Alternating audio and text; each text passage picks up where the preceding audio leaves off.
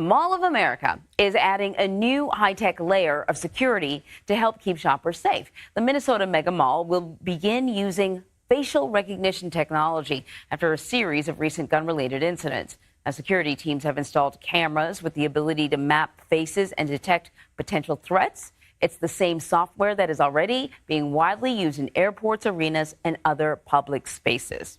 So I want to bring in the founder and executive director of the National Security Institute, Jamil Jaffer, to talk a little bit more about this. So I know when I heard this last week, I was a little concerned. Can you tell us more about how the software works and what happens to the data once it's collected?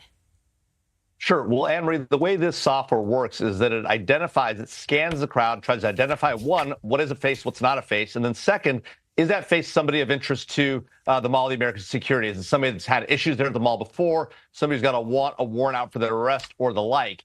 And once it's done that, it then passes it on to a human for 3 layers of review. Now, no data is stored if there's no identification. However, if a person of interest is identified, then mall security reviews it through 3 layers of human review. And then ultimately, if there's a need, sends an officer down to have a conversation with that person and see what's going on there.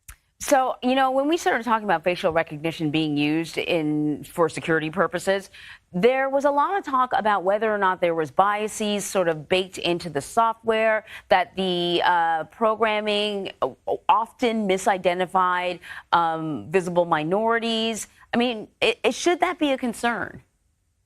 Well, absolutely. There's this question of bias in algorithms and the like. It's a lot of things that we've talked about recently with the AI revolution that we've seen just in the last year and a half.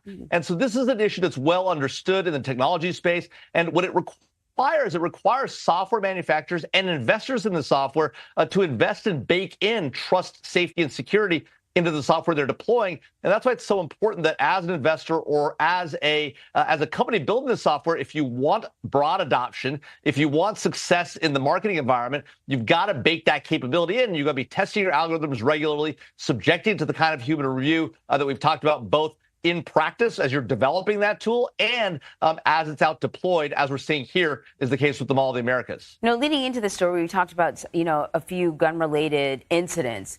But this sort of technology is only really going to be able to identify someone's face who's already in the system. If someone shows up, with a gun and they've got some, bad ideas, that's going to take a different type of security work to identify the problem.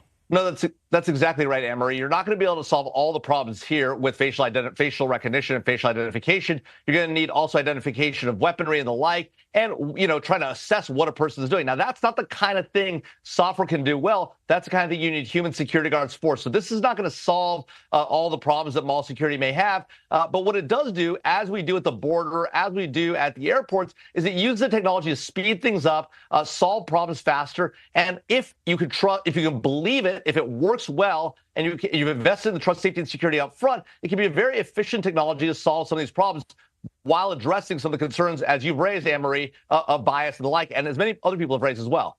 All right, Jamil, always great talking to you.